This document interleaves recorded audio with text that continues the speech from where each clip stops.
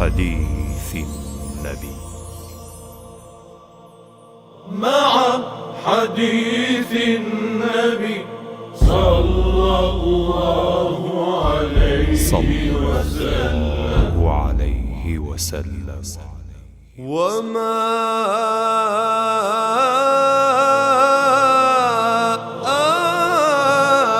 آتاكم الرسول فخذوه وما نهاكم عنه فانتهوا واتقوا الله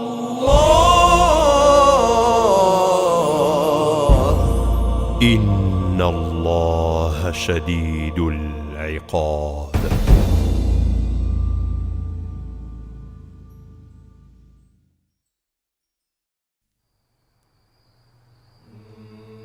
بسم الله.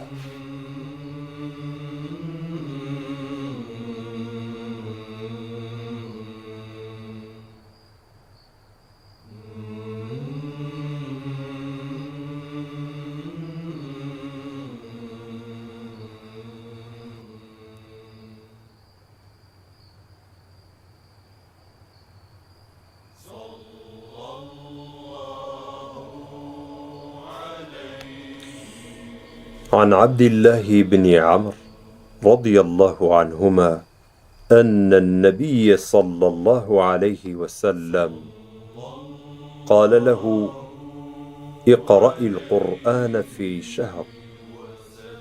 قال: إني أجد قوة. قال: اقرأ في 20. قال: إني أجد قوة. قال: اقرأ في 15. قال: إني أجد قوة. قال: اقرأ في 10. قال: إني أجد قوة. قال: اقرأ في 7 ولا تزيدن على ذلك. رواه بخاري ومسلم. عبد الله كري عمرو رضي الله عنهما دجرت وكا رسول الله صلى الله عليه وسلم بيفرمو قرآن ختم بك لما جكتا. جاء عبد الله كري عمرو رضي الله عنهما فرموي: من تواناي زور لو زياترم هي. رسول الله صلى الله عليه وسلم بيفرمو: كوايا قرآن ختم بك لبست روجدا. عبد الله كري عمرو رضي الله عنهما فرموي: من تواناي زور لو زياترم هي. إنجا رسول الله صلى الله عليه وسلم بيفرمو: قرآن ختم بك لباز روجدا. عبد الله كري عمرو رضي الله عنهما فرموي: من تواناي زور لو زياترم هي. رسول الله صلى الله عليه وسلم بيفرمو: قرآن ختم بك لدروجدا. لسان عبد الله كري عمرو رضي الله عنهما فرموي: من تواناي زور لو زياترم هي. إنجا رسول الله صلى الله عليه وسلم بيفرمو: كوايا قرآن ختم بك لحفتيك دا ولو حفتيش دا كم ترختمي نكيت. بله ئەو فەرموودەیە پەندوانەی یەکجار زۆری تێدایە. جایەکێک لەوانە بریتیە لە ڕێنماییدان بۆ ئێمە دەربارەی چۆنیەتی خوێندنەوە و ختمکردنی قورئانی پیرۆز. لەوانە بەلە نەکردن لە خوێندنی قورئان ئەگەرچی هێزی زۆری خوێندنی شت هەبێ و ختم نەکردنی قورئانی پیرۆز کەمتر لە 3 ڕۆژ. بەڵێ إنجا عبد الله كري مسعود رضي الله عنه فرموديك مان لبو رواية دكات لرسول الله صلى الله عليه وسلم كده فرمي رسول الله صلى الله عليه وسلم فرميتي هر كسيك بي خوشة كالله سبحانه وتعالى ورسولكي خوشي بويت أو بالسر مصحف واتالسر قرآن بخوينت. ئینجا نافعی کوڕی ئەبی نوعەیمی مقری ڕەحیمەه الله کە یەکێکە لە 7 قورئان خوێنەکەی قیراءەتی سەبع ئامۆژگاریمان دەکات و دەفەرمێ بزانن کە ئەو قورئانە گەورەیە و هاتووە لەلایەن کەسێکی گەورەوە، جا ئاگادار بە لە کاتی خوێندنەوەی بیر و هۆشت بەشتی ترەوە سەرقاڵ مەکە، چونکە بزانە تۆ لەگەڵ چێ دەدوێیت. و هەروەها عەلی کوڕی ئەبی تاڵیب ڕەضی الله عنه ئەویش بە هەمان شێوە هەم ئامۆژگاریمان دەکات و هەم ئاگدارمان دەکاتەوە کەوا کاتێک قورئان دەخوێنین ئەوە بە تەدەببر و بە ئاگاییەوە بیخوێنی، چونکە هەروەک دەفەرمێ هیچ خێر و چاکەیەک نییە لە عیبادەتێک کە عیلم و زانیاری تێدا نەبێ، و هیچ عیلم و زانیاریەکیش خێر و چاکەی تێدا نییە کە فەهم و حاڵی بوونی لەگەڵدا نەبێ، و هیچ خێر و چاکەیەکیش نییە لە قورئان خوێندنێک کە تەدەببر و تێڕامانی تێدا نەبێ. وهروەها عەبدوڵڵای کوڕی عومەر ڕەضی الله عنهما دەفەرمێ بەڕاستی ئێمە هەندێک ژیاین لەو سەردەمەی کە ئیمانیان وەردەگرت و فێری دەبوون پێش وەرگرتن و فێربوونی قورئان، و کاتێکیش کە سوورەتێک دادەبەزی بۆ سەر ڕەسوول الله صلی الله عليه وسلم ئەوە تێیدا فێری حەرام و حەڵاڵ دەبوون. بۆ هێجا ناکرێت ئێوە بوەستن و خۆتان شارەزا نەکەن لە قورئان، و بەڕاستی پیاوانێکمان بینی کە قورئانیان پێدرابوو و فێر کرابوو، بەڵام کاتێکیش کە قورئانەکەیان دەخوێندەوە ئەوە لە نێوانی فاتحە هەتاوەکو کۆتایی قورئان کە سوورەتی ناسە ئەوە نەیان دەزانی ئەو قورئانە چیان فەرمان پێدەکات و چیان لێ قەدەغە دەکات. بۆیە جا ناکرێت ئێوە بوەستن و خۆتان شارەزا نەکەن لە قورئان، ویان هەر وەکو ئەوە وابن کەوا هەر دەنگە دەنگێک بکەن. بۆیە ئەبوو جەمرەی ضەبعی ڕەحیمەه الله دەفەرمێ وتم بە عەبدوڵڵای کوڕی عەباس ڕەضی الله عنهما من خێرام لە خوێندنەوەی قورئان، جا هەموو قورئان دەخوێنمەوە لە 3 ڕۆژدا. جا عەبدوڵڵاش پێی فەرمووم ئەگەر من بەتەنیا سوورەتی بەقەرە بخوێنم لە شەوێکدا بە تەدەببر و وردبوونەوە و بە جوانی و بەهێمنی ئەوە لام خۆشەویسترە لەوەی بیخوێنمەوە وە خوێندنەوەکەی تۆ. بەڵێ بە هەمان شێوە هەر لەو بارەوە محەممەدی کوڕی کەعبی ئەلقوڕەیطی ڕەحیمەه الله دەفەرمێ ئەگەر لە تەواوی شەوێکدا بەتەنها سوورەتەکانی زەلزەلە و ئەلقاریعە بخوێنم و دووبارەی بکەمەوە و بیریان لێ بکەمەوە لەلام خۆشەویسترە لەوەی کەوا تەواوی قورئان بخوێنم بەپەلا. سالمی ئەلخەواس ڕەحیمەه الله کە دەربارەی قورئان خوێندنی خۆی چەند نهێنیەکمان بۆ باز دەکات و دەفەرمێ قورئانم دەخوێند بەڵام خۆشی و چێژم لێی نەدەبینی، جا بە نەفسی خۆم گوت بخوێنە وەک ئەوەی کەوا لە ڕەسوول الله صلی الله عليه وسلمت بیست بێ. ئەو کات هەندێک خۆشی کەوتە دڵمەوە، پاشان دووبارە بە نەفسی خۆم گوت کە ئەو جارە بیخوێنەوە وەک ئەوەی لە جبریلت بیست بێ عليه السلام کاتێک کە بە وەحی هێنای بۆ ڕەسوول الله صلی الله عليه وسلم. دەفەرمێ بینیم ئەو جارە زیاتر چێژ و خۆشی قورئان کەوتە دڵمەوە. بەڵێ دەفەرمێ بۆ جاری سێهەم بە نەفسی خۆم گوت دەی بیخوێنەوە وەک ئەوەی ڕاستەوخۆ گوێت لە ئەڵڵا دەبێ سوبحانەه وتەعالە کاتێک کەوا قسەی پێ کردووە. دەفەرمێ ئینجا ئەو کات هەموو چێژ و خۆشیێکی قورئان کەوتە دڵمەوە.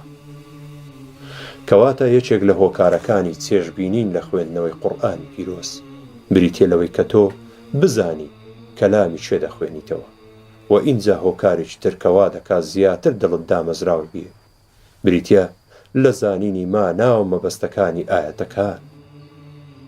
جا هەر لەو بارەوە ئیبن جەریری تەبەری ڕەحیمەه الله فەرموویەتی من سەیرم بە کەسێک دێت کە قورئان دەخوێنێتەوە و تەفسیرەکەی نازانێت.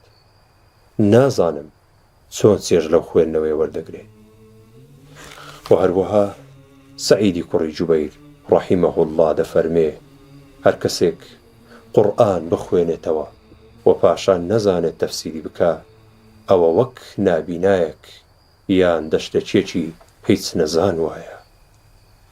بەڵێ حەسەنی کوڕی عەلی کوڕی ئەبی تاڵیب ڕەضی الله عنهما دەفەرمێ ئەوانەی پێش ئێوە واتە هاوڵان ڕضوان الله عەلەیهم وایان دەبینی کە قورئان نامەیەکە لە ئەڵڵا سوبحانەه وتەعالا، جا بە شەو لێی وردەبوونەوە و تەدەبوریان تێدا دەکرد و بە ڕۆژیش کاریان پێدەکرد.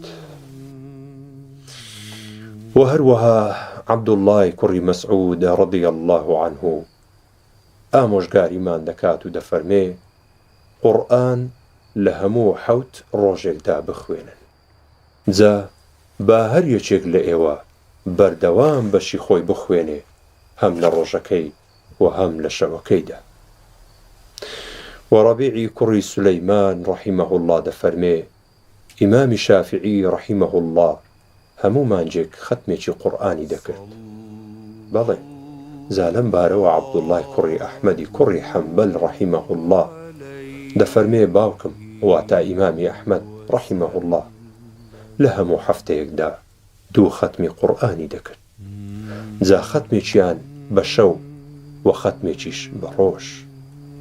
و هەروەها ئیبراهیمی نەخەعی ڕەحیمەه الله دەفەرمێ هاوڵان ڕضوان الله عەلەیهم پێیان خۆش بوو کە چوونە ناو شاری مەککە ئەوە لێی دەرنەچن هەتاوەکو ختمێکی قورئانی تێدا نەکەن. لە کۆتاییدا هاوڵان ڕضوان الله عەلەیهم و تابعین و ئەتباعی تابعینیش ڕەحمەت الله عەلەیهم جەمیعاً لە کاتی ختمکردنی قورئان ئەوە دوعایان دەکرد و کۆ دەبوونەوە لەگەڵ یەکتر و هەندێکیان بانجی هەندێکی تریان دەکرد تاوەکو هەمووان لە فەضل و چاکە و خێر و بەرەکەتی ئەو قورئانە بێبەش نەبن. بەڵێ لەوانە هاوڵی بەڕێز ئەنەسی کوڕی مالیک ڕەضی الله عنه کاتێک قورئانی ختم دەکرد ئەوە ماڵ و منداڵەکەی کۆ دەکردەوە. و لە ڕیوایەتێکی تردا هاتووە کە دەفەرمێ کاتێک کە نزیک دەبوویەوە لە ختمکردنی قورئانەکە ئەوە سوورەتێکی دەهێشتەوە بۆ بەیانی و لەگەڵ خێزان و منداڵەکانی بەیەکەوە دادەنیشتن ئینجا تەواوی دەکرد. و هەروەها لە ڕیوایەتێکی تردا دەفەرمێ کاتێک قورئانی ختم دەکرد ئەوە خێزان و منداڵەکانی کۆ دەکردەوە و دوعایان دەکرد. بەڵێ حەکەم ڕەحیمەه الله دەفەرمێ مجاهید و عەبدەی کوڕی ئەبی لوبابە و چەند کەسانێکی تر ڕەحمەت الله عەلەیهم ئەوانە قورئانیان دەخوێند بۆ فێربوون بەسەر مامۆستادا. ئینجا ئەو ڕۆژەی کە دەیانویست ختمی بکەن دەیان نارد بە دوای من و سەلەمەی کوڕی کوهەیل ڕەحیمەه الله دەیان فەرموو ئێمە قورئانمان دەخوێن بۆ فێربوون بەسەر مامۆستادا، ویستمان قورئان تەواو بکەین. ئینجا ئێمەش ویستمان ئێوە ئامادە بن. کاتێک قورئان ختم دەکرێت ڕەحمەت و بەزەییدا دەبەزێت لە کاتی تەوابوونی یان ڕەحمەت و بەزەیی ئامادە دەبێت لە کاتی تەوابوونی. بەڵێ ئینجا لە هەمان فەرمودەدا بەڵام لە لەفظێکی تردا کە دەفەرمێ حەکەم ڕەحیمەه الله فەرموویەتی مجاهید ڕەحیمەه الله ناردی بە دوامدا فەرمووی ئێمە بۆ ئەوە بانگمان کردی چونکە دەماویست قورئان ختم بکەین، جا دەگوترا دوعاکردن لە کاتی ختمکردنی قورئاندا وەردەگیرێت و ڕەت ناکرێتەوە. ئینجا لە پاشان مجاهید ڕەحیمەه الله دەستی کرد بە دوعاکردن و چەند دوعایەکی کرد. ئینجا هەر لە مجاهیدی کوڕی جەبر ڕەحیمەه الله دەفەرمێ هەر کەسێک ختمی قورئان بکە ئینجا لە دوای ختمەکە دوعا بکات ئەوە بە هیچ شێوازێک ڕەت ناکرێتەوە. ئینجا هەر لەبارەی فەضل و گەورەیی ختمکردنی قورئانی پیرۆز عیسای کوڕی یونس ڕەحیمەه الله دەفەرمێ کاتێک کە بەندەیەک ختمی قورئان دەکات ئەوە لە کۆتایی ختمەکەی فریشتە دێت نێوانی چاوەکانی ماچ دەکات.